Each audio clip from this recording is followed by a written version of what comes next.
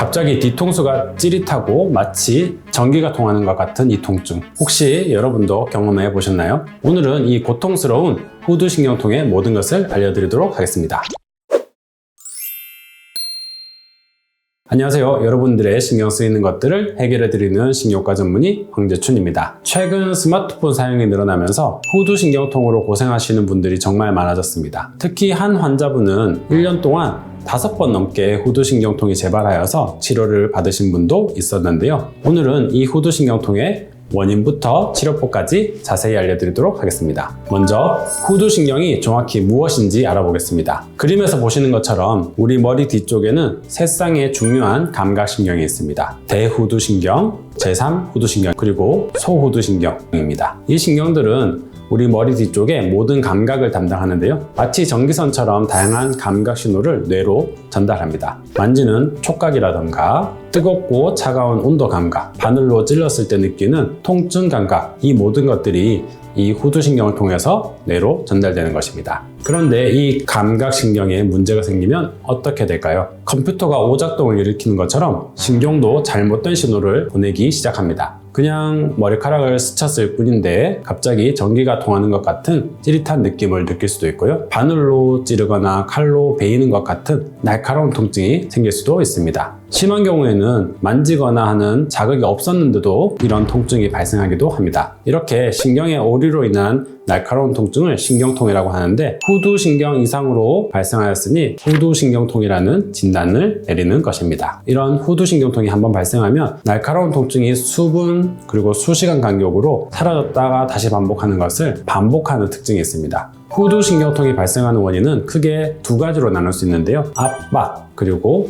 염증으로 인해서 후두신경이 손상되는 것입니다. 먼저 압박성 원인에 대해서 설명해 드리겠습니다. 가장 흔한 것이 근육과 근막에 의한 압박인데요. 이는 주로 경추, 즉 목뼈에 문제가 있을 때 발생할 수 있습니다. 목 디스크나 일자목이 있으면 이를 보상하기 위해서 주변 근육이 경직되고 이러한 경직된 근육이 다시 후두신경을 누르게 되는 것입니다. 특히 다음과 같은 경우에 잘 발생하는데요. 거북목 자세로 인해서 근육이 경직된다거나 운동 부족으로 인해서 근육이 약화되는 경우, 스마트폰 사용을 하면서 나쁜 자세를 하는 경우, 스트레스로 인해서 근육이 긴장되는 경우입니다. 또 날씨가 추워지면 근육이 더욱 경직되기 때문에 겨울철에 이 후두신경이 더 자주 발생합니다. 이런 근육 또는 근막에 의한 압박 외에도 다른 원인으로도 신경이 압박될 수 있는데요. 종양에 의한 압박이나 주변 혈관 이상에 의한 압박입니다. 이런 압박성 원인 외에도 중요한 것이 바로 염증성 원인인데요. 가장 대표적인 것이 바이러스 감염입니다. 우리가 목감기에 걸리면 목이 아프고 붓듯이 신경도 바이러스 감염으로 인해서 염증이 생길 수 있습니다. 그 중에서도 대상포진 바이러스가 가장 심한 통증을 유발하는데요. 대상포진의 경우 피부 발진이나 물집이 동반될 수 있습니다. 매우 강렬한 통증, 그리고 이것이 오래가는 만성 통증으로 넘어갈 수 있기 때문에 초기에 항바이러스제 치료를 하는 것이 필요합니다. 이 외에도 다양한 바이러스가 후두신경의 염증을 일으킬 수 있습니다. 따라서 정확한 치료를 위해서는 압박성 원인인지 염증성 원인지를 정확히 구분하는 것이 매우 중요합니다. 후두신경통의 진단을 위해서는 증상과 신체 진찰을 잘 하는 것이 가장 중요합니다. 통증의 양상이 찌릿찌릿한지 날카로운지 등의 신경통 양상인 것을 확인해야 되고, 통증이 갑자기 생기고 저절로 호전되었다가 다시 반복하는 양상을 보일 때 특징적입니다. 고개를 돌리거나 만졌을 때 통증이 악화되는지 확인하고, 그리고 통증의 범위가 굉장히 중요한데요. 후두신경의 감각 범위인 뒤통수 부근에 국한되는 것이 대부분입니다. 한쪽 후두신경만 이상이 생기는 경우가 많아서 오른쪽이나 왼쪽 한쪽만 아픈 경우가 많습니다. 하지만 간혹 만성화된 상태인 분들이 있는데 이런 경우는 통증이 귀, 목, 이마 부위까지 번지는 경우도 있고 양쪽이 모두 아프다고 호소하기도 합니다. 그리고 다른 두통 원인을 의심할 만한 이상소견이 없는지도 확인하는 것이 굉장히 중요한데요. 필요한 경우에는 다음과 같은 검사를 진행할 수 있습니다. 목 엑스레이라든가 초음파 검사를 시행해서 경추 이상이나 주변 구조물을 확인할 수 있고, 필요한 경우 MRI나 근조도 검사를 진행하기도 합니다. 이런 다른 심각한 질환들을 배제하고 정확한 원인을 확인할 수 있습니다. 후두신경통의 치료는 원인에 따라 달라지는데요. 가장 효과적인 치료법들을 순서대로 말씀해 드리겠습니다. 먼저 약물 치료입니다. 급성기에는 통증 조절이 가장 중요한데요. 다음과 같은 약물들을 사용합니다. 첫 번째는 소염 진통제입니다. 이는 염증을 가라앉히고 통증을 줄이는 효과가 있습니다. 두 번째 약물은 신경통 약물인데요. 가바 계열의 프레가발린이나 가바펜틴 성분의 약물입니다. 일반 진통제보다 이런 신경통에는 더욱 효과적입니다. 마지막으로 근육이완제인데요. 경직된 근육을 풀어주어서 신경 압박을 줄여줄 수 있습니다. 약물 다음의 치료는 신경차단술입니다. 굉장히 즉각적이고 효과적인 치료법입니다. 이름이 차단이라고 해서 좀 무섭지만 걱정하지 않으셔도 됩니다. 이것은 신경을 완전히 차단하는 것이 아니고 후두신경 주변에 국소마취제나 스테로이드 주사를 놓아서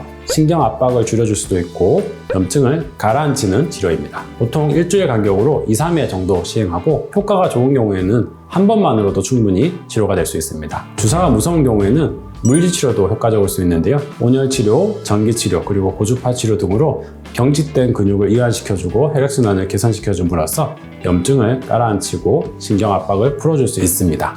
마지막으로 수술적 치료인데요. 근육이나 근막이 신경을 계속해서 압박해서 누르는 경우는 통증이 만성화되는 경우들이 있습니다. 약물이나 신경 차단술에도 효과가 있지만 금방 다시 재발하고 악화되는 양상을 볼 수 있는데 이 경우에서는 근막 제거술 등의 수술을 통해서 신경 압박을 풀어주는 방법도 선택할 수 있습니다. 그래서 후두신경통은 초기에 잘 치료하는 것이 중요하고 만성화되지 않도록 경추와 목 주변 근육을 잘 관리해 주어야 합니다. 거북목이 되지 않도록 자세를 바로 하고 목 스트레칭을 자주 해주는 것입니다. 어깨와 등, 허리 등의 코어 근육 운동을 함께 해주는 것이 좋습니다. 이때 강도보다는 정확한 자세를 신경 써 주어야 합니다. 후두신경통의 치료 못지않게 중요한 것이 바로 일상생활에서의 관리와 예방입니다. 올바른 자세를 하는 것이 중요한데요. 특히 스마트폰과 컴퓨터 사용 시 자세가 중요합니다. 모니터는 눈높이에 맞추도록 하시고 스마트폰은 눈높이로 들어서 보는 습관을 들이시기 바랍니다. 장시간 같은 자세에 앉아 있는 것은 피하는 것이 좋고 2시간마다 스트레칭을 자주 해 주시기 바랍니다. 그리고